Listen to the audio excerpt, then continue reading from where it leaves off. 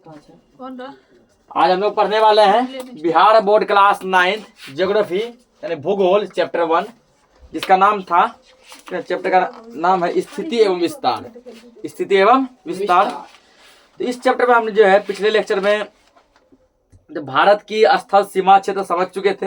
विश्व के 7 बड़े देश कौन कौन से हैं ये सभी समझ चुके थे। आज जो हम लोग समझने वाले हुआ अक्षांशीय एवं देशांतरीय विस्तार का प्रभाव। अक्षांशीय और देशांतरीय। तो भारत का अक्षांशीय एवं देशांतरीय विस्तार दोनों लगभग समान है। दोनों क्या है? समान। अक्षांशीय रेखा और देशांतरीय रेखा भी समान है, यानी 30 डिग्री दोनों। किंतु भूमि पर दोनों वास्तविक दूरी पर समान नहीं है, ठीक ना। ऐसे मैप में मतलब समान है, ऊपर जाने पर समान है, लेकिन जमीन पर जो है वास्तविक दूरी पर यह समान नहीं है। इसका कारण है कि पृथ्वी पर अंतर अक्षांशीय दूरी समान रहती है, किंतु अंतर देशांतरीय दूरी जैसे जैसे ध्रुव की ओर जाते हैं वैसे वैसे क्या होता है? कम होता है, ठीक ना। तो ध्रुव का आता है, ध्रुव होता है ऊपर या फिर नीचे, ऊपर या फिर नीचे। जब मान के चलो जब पृथ्वी का जब मैप देखेगा, ये हमारा क्या अर्थ हो गया?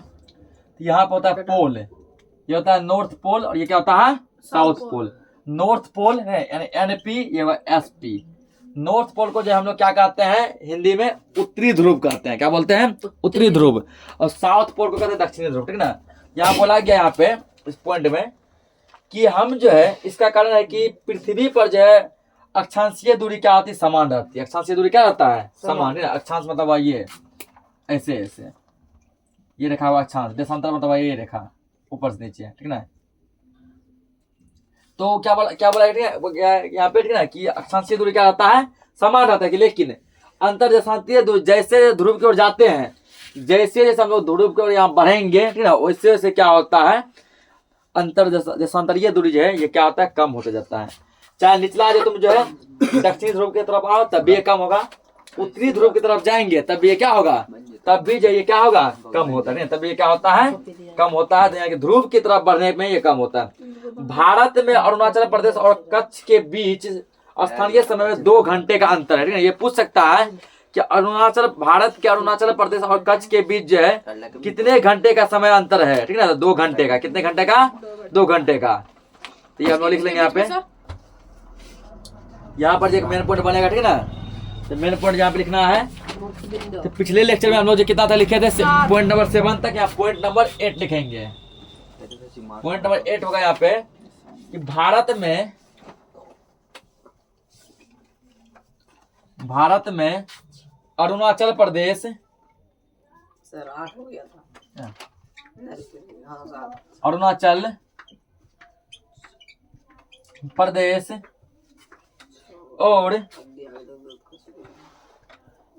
और कच्छ के बीच स्थानीय समय में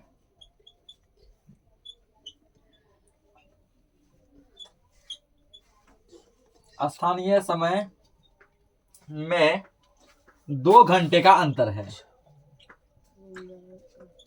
2 घंटे का अंतर है। पूछ सकता है कि अरुणाचल प्रदेश और कच्छ के बीच जो है कितने घंटे का समय अंतराल है, ठीक ना। याद रखना है 2 घंटे का डिफरेंस है। कितने घंटे का? 2 घंटे का, ठीक ना। जब अरुणाचल प्रदेश में सूर्योदय होता है तो उस समय कच्छ में अंधेरा रहता है, ठीक ना। यानी कि अरुणाचल प्रदेश में सूरज निकल जाता है तभी कच्छ में अंधेरा ही रहता है। कच्छ में क्या रहता है? अंधेरा। यानी कि जो है अरुणाचल प्रदेश में सूरज निकलने के 2 घंटे के बाद कच्छ में सूरज निकलता है, ठीक है। जबकि सब जो है भारत का ही क्या अंग है, भारत के अंदर ही कच्छ और अरुणाचल प्रदेश। यानी यहाँ सूरज निकल जाता है, यहाँ अंधेरा ही रहता है, और वहाँ 2 घंटे बाद सूर्योदय होता है। अरुणाचल प्रदेश में सूरज निकलने के 2 घंटे बाद कच्छ में सूरज निकलता है। ऐसा दोनों में 30 डिग्री देशांतरीय विस्तार के कारण होता है ना। ऐसा इसलिए होता है क्योंकि दोनों में क्या है? 30 डिग्री देशांतरीय विस्तार है, ठीक है। 30 डिग्री देशांतरीय विस्तार है। भारत की मानक देशांतर रेखा 42 डिग्री 30 मिनट पूर्वी देशांतर है, जो इलाहाबाद से होकर गुजरती है, ठीक ना।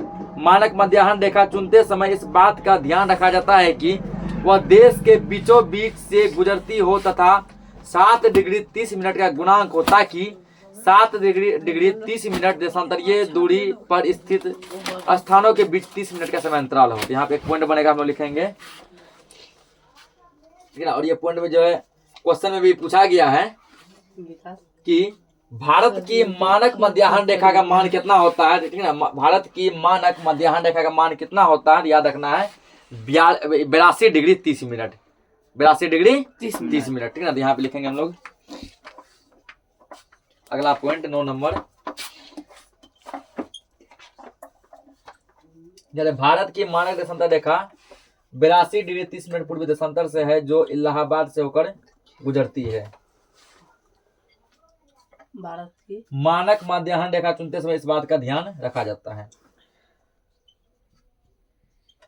भारत की मानक देशांतर रेखा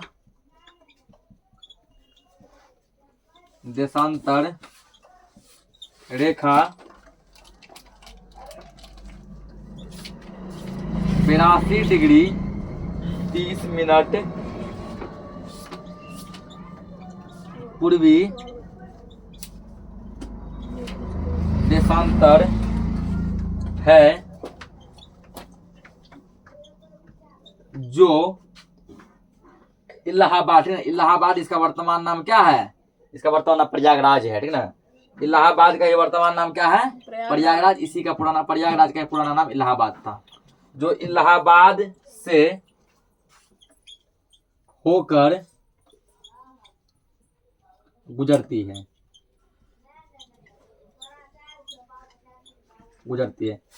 तो इस क्वेश्चन को जो है दो तीन टाइप से पूछा जा सकता है, ठीक है ना। पहला टाइप पूछ सकता है कि भारत की मानक देशांतर रेखा कितना डिग्री, ना कितना डिग्री पूर्वी देशांतर है, तो याद रखना 82 डिग्री 30 मिनट। या फिर भारत की मानक देशांतर रेखा जो है कहां से गुजरती है, इलाहाबाद से, वर्तमान में प्रयागराज से, ठीक ना। कितना एंगल बना गुजरती है, तो 82 डिग्री 30 मिनट एंगल बना के गुजरती है। फिर इसी को ऐसे पूछता है जैसे क्वेश्चन में पूछा गया है, भारत की मानक मध्याह्न रेखा, ठीक ना। मानक देशांतर रेखा ना देखे क्या दे दिया, मध्याह्न रेखा का मान कितना होता है, याद रखना 82 डिग्री 30 मिनट होता है। कर्क रेखा भारत के बीचों बीच से गुजरती है और इसे लगभग 2 बराबर भागों में बांटती है। तो कर्क पॉइंट सर्कल लिखाए थे, कर्क रेखा क्या करती है, भारत को 2 बराबर भागों में बांटती है। चेक लिखाए हैं, कर्क रेखा भारत को 2 बराबर भागों में क्या करती है, बांटती है। यह कर्क रेखा हमारे पड़ोसी राज्य झारखंड की, ठीक ना, राजधानी रांची तथा पड़ोसी देश बांग्लादेश से गुजरती है। तो कर्क रेखा कहां से गुजरती है, कर्क रेखा जो है यानी बिहार का पड़ोसी राज्य का झारखंड की राजधानी रांची से, ठीक है, पड़ोसी देश बांग्लादेश से होकर गुजरती है। तो ये लिख लो।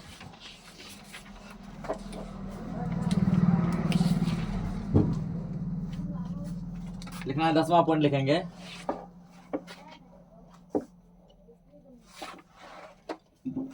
कर्क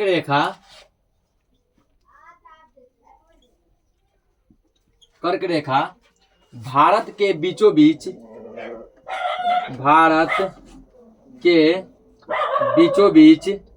कर्क रेखा भारत के बीचों बीच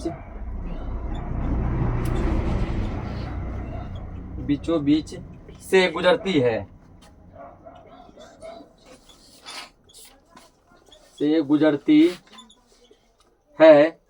और इसे यानी भारत को, और इससे लगभग 2 बराबर, लगभग इसलिए लिखे ना कि एक्यूरेट इक्वल नहीं है, लगभग में क्या है, बराबर है, थोड़ा बहुत ऊपर नीचे हो सकता है। लगभग 2 बराबर भागों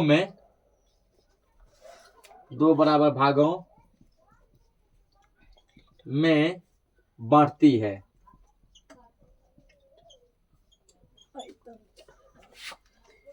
है।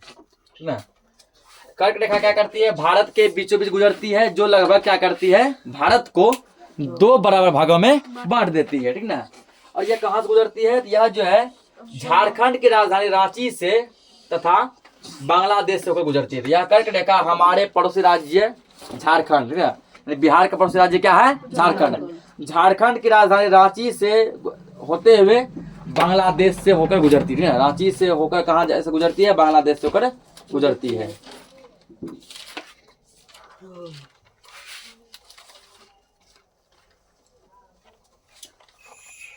ये याद रखना ठीक है ना कि कर्क रेखा रांची से होकर बांग्लादेश से होते हुए गुजरती है।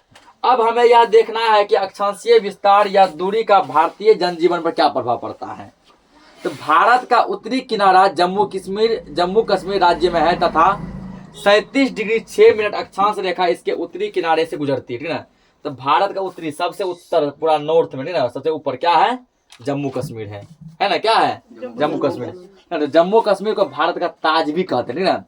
कि जरा कभी भारत का मैप देखना, जब जम्मू कश्मीर को देखेगा तो ऐसा लगता है कि भारत का मुकुट पहना है, ठीक है। उसका आकार जो मुकुट जैसा होता है, जैसे जिस प्रकार की राजा महाराजा जो मुकुट होता है ना, ठीक ना, उसका बनावट जो कुछ उसी मुकुट की तरह उस एक ताज की तरह होता है, ठीक ना। जिसके कारण कि जम्मू कश्मीर को भारत का ताज कहते हैं, ठीक ना। क्या कहते हैं, जम्मू कश्मीर को भारत का ताज कहते हैं, ठीक है। तो यहाँ तो याद रखना एक पॉइंट, यहाँ पे जीके में से पूछता है कि भारत का ताज किस राज्य को कहते हैं। तो जम्मू कश्मीर को भारत का ताज कहा जाता है, भारत का मुकुट कहते हैं, ठीक ना। तो भारत का उत्तरी किनारा और जम्मू कश्मीर कहाँ है, ठीक ना। तो भारत के सबसे उत्तर में पूरा सबसे जाके नॉर्थ में सबसे ऊपर है, और सबसे दक्षिण में क्या है, कन्याकुमारी, इसलिए कहते हैं कश्मीर से कन्याकुमारी, ठीक ना। तथा 37 डिग्री 6 मिनट अक्षांश रेखा इसके उत्तरी किनारे से गुजरती है, अतः विषुवत रेखा से यह काफी दूरी पर है तथा सूर्य की किरणें यहाँ अत्यंत तिरछी पड़ती है। परिणामतः यहाँ सूर्य ताप कम मिलता और जाड़े की ऋतु में अत्यधिक ठंडक पड़ती है, ठीक ना। तो सूरज का किरण जो यहाँ पे जम्मू कश्मीर जो है वो सीधा नहीं पड़ता है। जम्मू कश्मीर में सूर्य की रोशनी जो है, सूर्य का किरण जो है वो सीधा नहीं पड़ता है, बल्कि कैसा पड़ता है, तिरछा पड़ता है। तो जिस भी इलाके में सूरज का किरण जो सीधा पड़ता है, ठीक ना, वहाँ गर्मी अधिक होती है, वहाँ धूप ज्यादा होता है। और जिस भी इलाके में सूरज का रोशनी जो है, धूप जो है, सूरज की किरणें जो है वो तिरछी पड़ती है, वहाँ पर क्या होता है, गर्मी कम होता है, ठंडी क्या होता है, ज्यादा होता है। यही कारण है कि जम्मू कश्मीर में लगभग समझो कि 12 के 12 महीने क्या होते हैं, ठंड होते हैं, ठीक ना। और ठंड के महीने में जो है अत्यधिक ठंड होते हैं। अदर राज्य के कंपेयर में, दूसरे राज्य के कंपेयर में सबसे अधिक ठंडा तुमको पड़ता है कहाँ पे, जम्मू कश्मीर में कहाँ पे, लद्दाख में, ठीक ना। लद्दाख में तुमको जो ठंडा बहुत ज्यादा पड़ता है। लद्दाख देखो सबसे ऊपरी छोर पे, पूरा सबसे ऊपरी छोर पे क्या है, लद्दाख है, ठीक ना, सबसे ऊपरी छोर पे। और वहां जो है सूर्य की रोशनी पूरा तिरछा पड़ता है, यानी कि हिटनेस आ ही नहीं पाता है। हिटनेस वहां ज्यादा आता है जहाँ से सीधे मान के चलो कि हमारे सर के ऊपर सूर्य रख दिया जाए, ऐसे हमको ज्यादा गर्मी लगेगा कि अगर तिरछा रोशनी ज्यादा गर्मी लगेगा। ऊपर यदि रहेगा, स्वाभाविक सी बात है कि पूरा जितना उसके अंदर रोशनी है टोटल धूप मेरे ऊपर दिया ना, हमको अधिक गर्मी लगेगा। अब तिरछा जो किया तो उधर थोड़ा फैल गया, हल्का इधर फैला, थोड़ा नीचे ही फैला, तो ऊपर ही फैला, कुछ भाग मेरे ऊपर भी आया ना, आपको गर्मी कम पड़ेगा। तो समझ गया कि जम्मू कश्मीर में ठंडक क्यों होती है, क्योंकि वहाँ सूर्य की रोशनी क्या होती है, तिरछी पड़ती है, ठीक है। और तिरछी पड़ने का क्या होता है, धूप में हिटनेस या ताप कम होता है, जिसके कारण ठंड ज्यादा होती है। इसके विपरीत भारत का दक्षिण भाग केरल और तमिलनाडु राज्य विषुवत रेखा के काफी निकट है, ठीक ना। केरल और तमिलनाडु ये क्या है ना, ये विषुवत रेखा के काफी निकट है। अतः यहाँ सूर्य किरणें अपेक्षाकृत सीधी पड़ती है। यहाँ सूर्य किरण कैसा पड़ता है, सीधा, जैसे बताया एग्जाम्पल है कि मानो कि जैसे कि मेरे सर के ऊपर ही क्या है, सूर्य है, उसी प्रकार केरला और तमिलनाडु में सूर्य की रोशनी ऐसा पड़ता है कि मानो केरला और तमिलनाडु के ऊपरी सूरज जैसे रखा हुआ है, ठीक ना, पड़ता है ना। इस तरह जो है जाड़े में जम्मू कश्मीर में पुरुष गर्म कपड़े और चादरों में लिपटे रहते हैं, वह केरल का किसान लुंगी पहने, ठीक है, नंगे बदन खेती करता है, ठीक है। अब जैसे देखो यहाँ होता क्या है, अगर समझो कि अगर जो है हम लोग ये मतलब बिहार में, ठीक ना, कहाँ पे है, बिहार में यदि मान के चलो गर्मी खूब चल रही है, भयंकर गर्मी चल रही है, तो उस समय हम लोग जो ना जम्मू कश्मीर लद्दाख ये सब जगह घूमना पसंद करते हैं, क्योंकि वहाँ उस समय क्या रहता है, ठंडा रहता है। देखा जाए तो जम्मू कश्मीर लद्दाख समय हमेशा ठंडा रहता है, ठीक ना। ठंड के मौसम में बहुत ज्यादा कड़ाके की ठंड पड़ती है, बर्फ की वर्षा होती है, बर्फबारी होती है, स्नोफॉल होता है, ठीक ना। बर्फबारी को ही क्या कहते हैं, स्नोफॉल कहते हैं। और जो है जब हमारे बिहार में जब जून जुलाई में जब कड़ाके की गर्मी पड़ती है, तब भी वहां से लगभग ठंडा रहता है। ऐसा मौसम रहता है तुम मजा से एकदम बिंदास हो गए ना, घूम सकेगा। तुमको जो ना एक स्वेटर का ठंडा रहता है, एक चादर का, एक या पतला कंबल का ठंडा रहता है। उस समय आदमी वहां से घूमना पसंद करता है। और जब बिहार में कड़ाके की ठंड पड़ती है दिसंबर जनवरी का, उस समय बिहार वासी जो है केरल और तमिलनाडु घूमना पसंद करता है, क्योंकि उस समय वहां पे गर्मी होती है, ठीक ना। तो देखो यहाँ पे समझो या फैक्ट। तो इस तरह जो जाड़े के मौसम में, यानी ठंडा के मौसम में जब जो है जम्मू कश्मीर का आदमी क्या करता है, गरम गरम मोटा मोटा कपड़ा पहनता है, चादर रजाई कम्बल ओढ़ता है तो उसी टाइम जो है केरल का आदमी लुंगी गंजी पहन के टहलता है, ठीक ना। जब समझो कि जम्मू कश्मीर का आदमी मोटा मोटा कम्बल रजाई ये सब जो ओढ़ता है, मोटा मोटा जैकेट जो है स्वेटर पहनता है, उस टाइम जो है केरल का आदमी क्या करता है, केरल तमिलनाडु का आदमी लुंगी गंजी पहन के ऐसे खेत में जो है काम करता है। अधिक अक्षांशीय विस्तार का प्रभाव दिन और रात की अवधि पर भी पड़ता है, दिन और रात की अवधि पर भी पड़ता है। केरल में सबसे छोटे एवं सबसे बड़े दिन में 45 मिनट का अंतर है, जबकि लेह जो लद्दाख की राजधानी है में यह अंतर 5 घंटे का पाया जाता है, ठीक ना। तो यहाँ से एक चीज तुमको पूछ सकता है कि लद्दाख की राजधानी क्या है, लेह। लद्दाख की राजधानी क्या है, लेह। सब पॉइंट अभी लिखाएंगे। केरल में सबसे छोटे एवं सबसे बड़े दिन में 45 मिनट का अंतर, है ना। कि जैसे देखो हम लोग कहते हैं ना कि हम लोग जैसे कहते हैं बिहार में कि अभी ठंड आ गई है, तो ठंड में हम लोग क्या बोलते हैं कि ठंड में दिन छोटी होती है, रात क्या होता है, बड़ा होता है, ठीक ना। देखो शाम में जो है 5 बजे लगता है अंधेरा हो गया, और सुबह जो है सुबह भी सूरज लगता है कि लेट से निकला है, लगता है ना। इस प्रकार लगता है ठंड के मौसम में दिन छोटा, रात क्या होता है, बड़ा। वहीं गर्मी में जो लगता है सुबह की 4 बजे 5 बजे सूरज निकल गया, और शाम के 7 बजे तक लगता है सूरज हेवी किया है, लगता है ना। सुबह लगभग 4 बजे समझो लगभग सवेरा हो जाता है, और शाम के 7 बजे तक सूरज की रोशनी रहती है।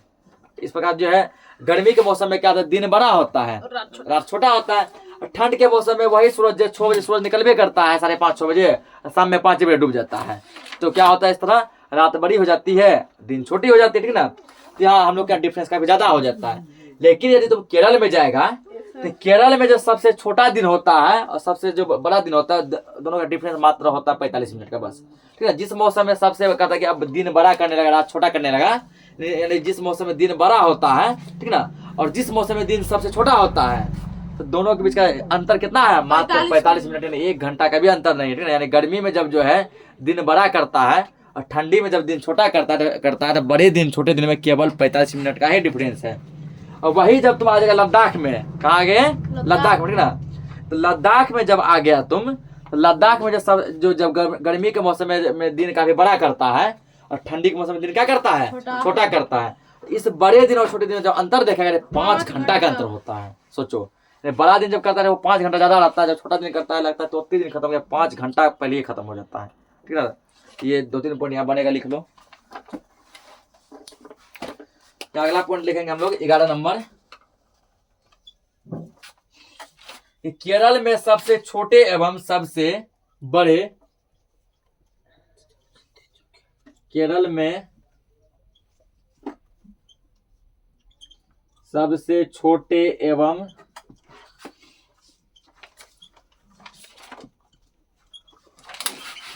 सबसे बड़े दिन में 45 मिनट का अंतर होता है, ओनली 45 मिनट, 45 मिनट का अंतर है, जो कि समय 1 घंटा भी नहीं है। जबकि इसी में जोड़ते हैं, ठीक है ना, एक के पॉइंट में दोनों पॉइंट जोड़ते हैं। जबकि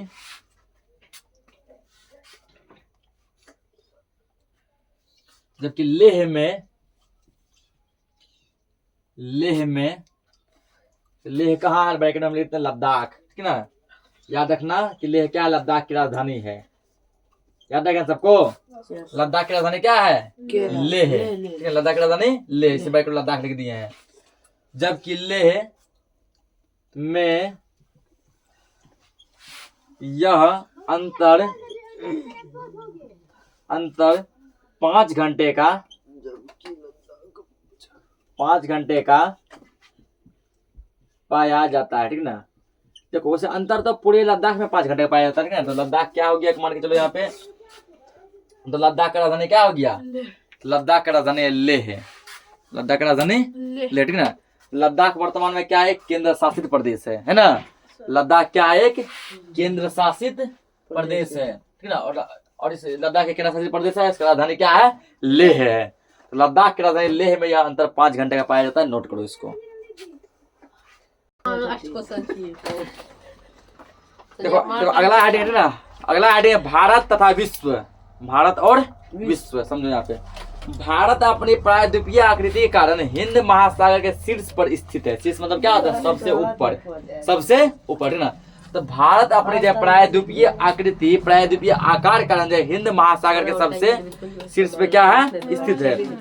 हल्ला मत करो, समझो यहाँ पे। पश्चिमी तट से यूरोपीय देश, दक्षिण पश्चिम एशिया एवं अफ्रीका तथा पूर्वी तट से एशियाई देशों तथा ऑस्ट्रेलिया के साथ भारत को संबंध स्थापित करने में सुविधा होती है। हिंद महासागर में भारत जैसी महत्वपूर्ण स्थिति एशिया के किसी अन्य देशों की नहीं है, ठीक ना।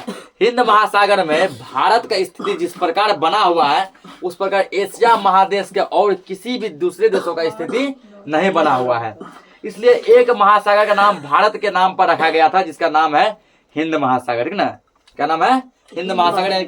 यानी कि जो हिंद महासागर के नाम पर जो है हिंदुस्तान नहीं पड़ा है, बल्कि हिंदुस्तान के नाम पर क्या हुआ है, सागर का नाम पर हिंद महासागर। क्योंकि जो है हिंद महासागर में भारत जैसी महत्वपूर्ण स्थिति, यानी कि भारत जिस प्रकार जो हिंद महासागर में स्थित है, जैसा अपना स्थिति दिखा रही है, ऐसा एशिया महादेश का और कोई भी देश इस प्रकार स्थिति नहीं दिखा रही ना। वो जैसे यहाँ पे तुम फिगर देख पा रहे, ये तुम्हारा ग्लोब का फिगर है, ये अपना क्या है, भारत है, और ये अपना क्या है, हिंद महासागर का, जो कि तीनों जगह क्या हुआ है, इसको घेर के रखा है ना। जबकि एशिया, यह है एशिया का महादेश, इसमें और सारे भी देश है जिसका कंडीशन भारत जैसा ऐसा नहीं है। ये हिंद महासागर, वो देखो हिंद महासागर के जहाँ खत्म हो रहा है वहां से भारत स्टार्ट हो रहा है। इसलिए कहा जाता है ना कि भारत जो हिंद महासागर शीर्ष पे माथे पर है। भारत का विश्व के अन्य देशों से संपर्क केवल समुद्री जलमार्ग द्वारा ही नहीं तथा उत्तर की विशाल पर्वतमाला हिमालय के बीच स्थित दर्रों से भी था, ठीक ना। लेकिन दूसरे देशों से भारत का संबंध जो है वो समुद्री रास्ते से तो था ही, समुद्री रास्तों के अलावा जो है ठीक ना, हिमालय पर्वत के बीचों बीच दर्रा जो है उस दर्रा से भी था, ठीक ना।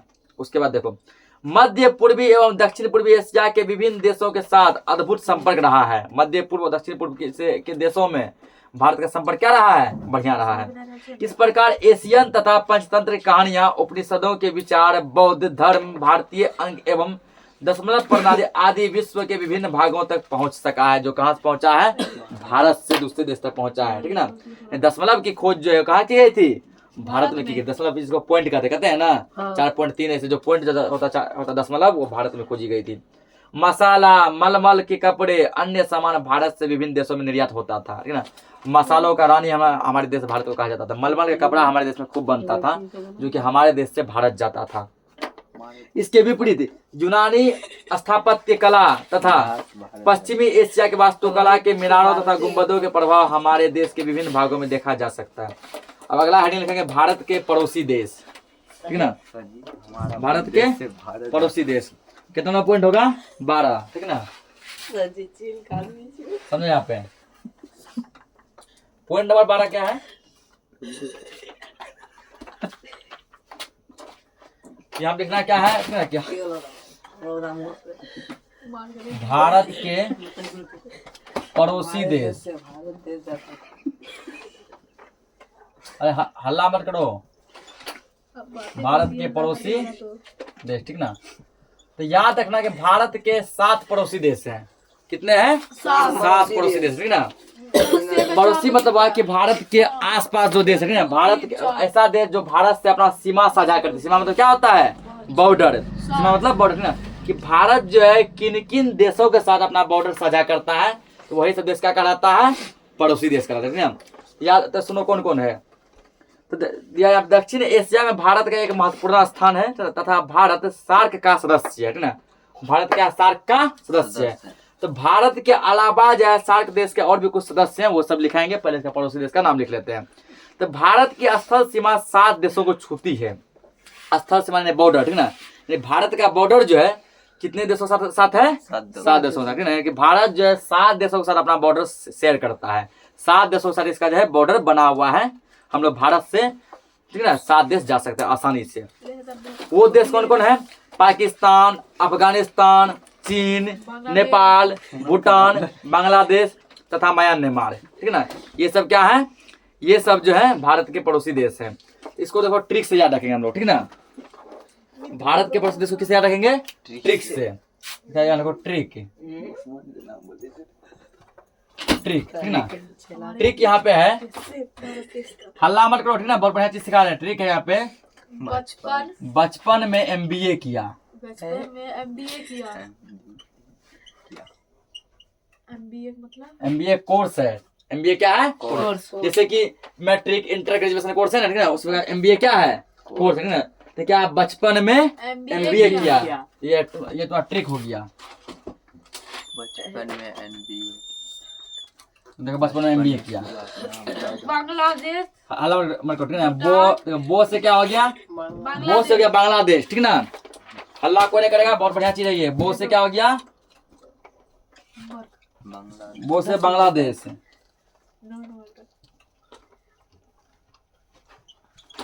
बांग्लादेश, ठीक ना। बचपन, चो से हो गया चीन, चो से क्या हो गया? चीन। पो से हो गया पाकिस्तान, नो से नेपाली, ठीक है। अल्लाह मत कीजिए सर। पो से पाकिस्तान, ठीक ना। बचपन, नो से क्या हो गया? नो से नेपाल, ठीक। 4 गो हुआ। उसके बाद देखिए, में जो सेंटेंस बनाने के लिए है एम से। एम से क्या हो गया? एम से हो गया म्यांमार। एम से क्या हो गया? म्यांमार, म्यांमार, ठीक ना। बी से कितना हो गया? भूटान, भूटान, ठीक ना। ए से क्या हो गया? अफगानिस्तान।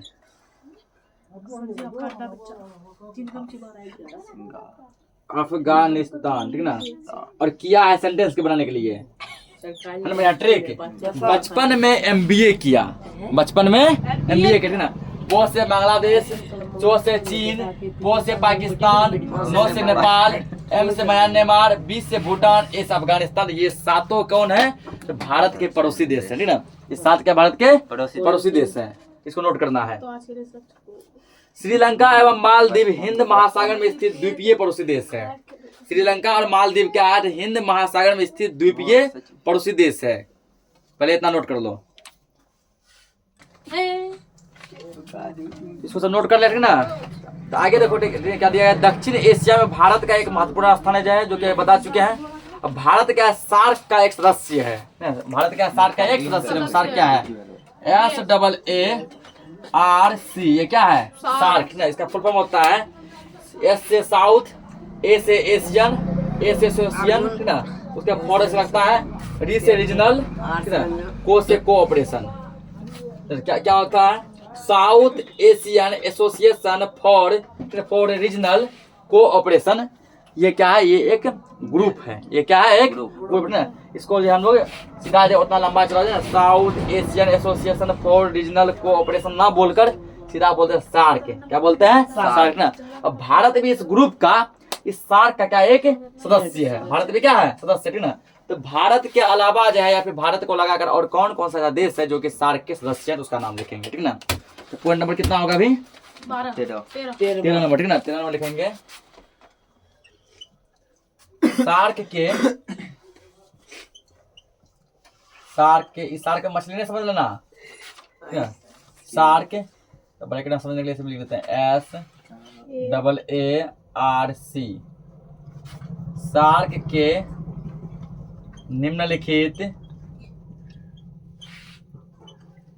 निम्नलिखित सदस्य हैं। सार्क समझ के एक समूह ग्रुप है, ठीक ना, जिसके भारत भी क्या एक सदस्य है ना। भारत को लगाकर और कौन कौन सा देश इसका सदस्य है? पहले लिखो भारत, तो कोमा देश का नाम लिखाते हैं। निम्नलिखित सदस्य हैं, पहले भारत, पाकिस्तान, पाकिस्तान, ठीक ना, बांग्लादेश, बांग्लादेश, श्रीलंका, श्रीलंका, नेपाल, श्रीलंका, नेपाल। धीरे लिखना, कोमा देखे जहाँ तक अट रहा है। नेपाल, भूटान, हम तो रोमन संख्या देके लिखते हैं। भूटान, मालदीव, नेपाली रहो, मालदीव, अफगानिस्तान,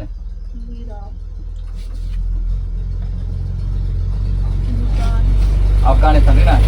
ये 8 देश ऐसे हैं जो 8 देश क्या है?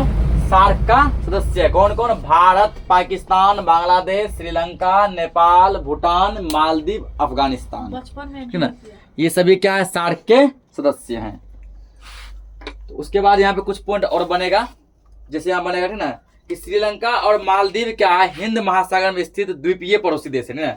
हिंद महासागर में स्थित क्या द्वीपीय पड़ोसी देश है। श्रीलंका भारत से मन्नार की खाड़ी तथा पाक जल संधि द्वारा अलग होता है। तो लिखेंगे यहाँ पे एक पॉइंट, बजरंग बली का गुस्सा है। श्रीलंका भारत से मन्नार की खाड़ी तथा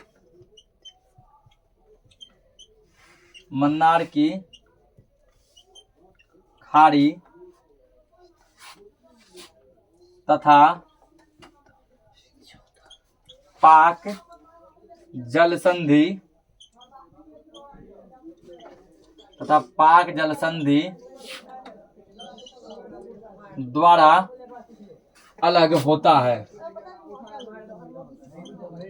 अलग होता है। पहले श्रीलंका भारत से मन्नार की खाड़ी तथा पाक जल संधि द्वारा अलग होता है, ठीक ना। श्रीलंका और भारत के बीच जो जल संधि है, पूछता है ऑब्जेक्टिव में, श्रीलंका और भारत के बीच की जल संधि को किस नाम से जानते हैं? पाक जल संधि। कौन सा जल संधि? पाक जल संधि ना। श्रीलंका और भारत के बीच जो जलों का संधि है, जो जल की संधि है ना, तो श्रीलंका और भारत के बीच जल संधि जो है वो जल संधि कहलाता है पाक जल संधि।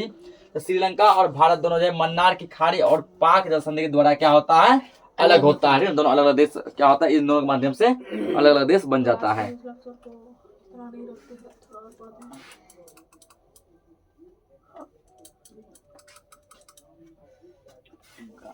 एक चीज और पूछता है ना कि भारत का जो मुख्य भूमि यानी भारत का सबसे अंतिम छोर जो है उसका उस जगह का नाम है धनुषकोटी।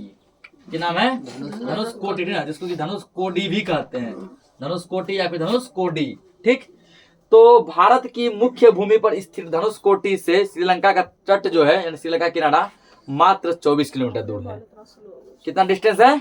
केवल 24 किलोमीटर। ठीक है ना, यानी कि भारत के सबसे लास्ट पे, भारत के सबसे दक्षिण पॉइंट पे सबसे लास्ट पर जो कोई गांव बसा हुआ है, गांव शहर जो भी होगा उसका नाम है धनुषकोटी। ठीक ना, धनुषकोटी या फिर धनुषकोडी ऐसे कुछ नाम है। ठीक है, कोडी या कोटी होगा। ठीक, तो वो जो सबसे दक्षिणी पॉइंट सबसे लास्ट में है, वहां से जो श्रीलंका का तट या श्रीलंका का किनारा जो है वो मात्र 24 किलोमीटर का है।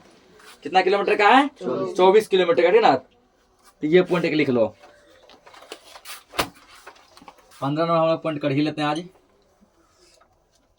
तो भारत की मुख्य भूमि पर स्थित भारत की धनुषकोटी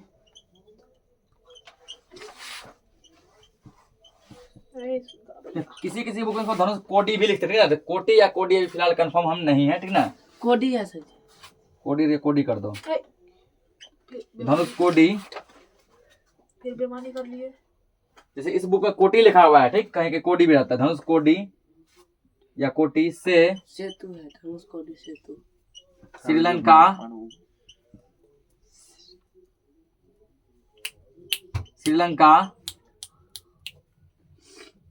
धनुषकोडी का तट धनुषकोडी से श्रीलंका मात्र 24 किलोमीटर दूर है। ठीक ना, पूछ सकता है कि धनुषकोडी से श्रीलंका का तट कितना दूर है? वो मात्र जो है 24 किलोमीटर की दूरी पर है। तो आज के लिए इस लेक्चर को इतना ही रखते हैं, बाकी हम लोग नेक्स्ट लेक्चर में डिस्कस कर लेंगे। अब हम लोग थोड़ा पेट भरते हैं।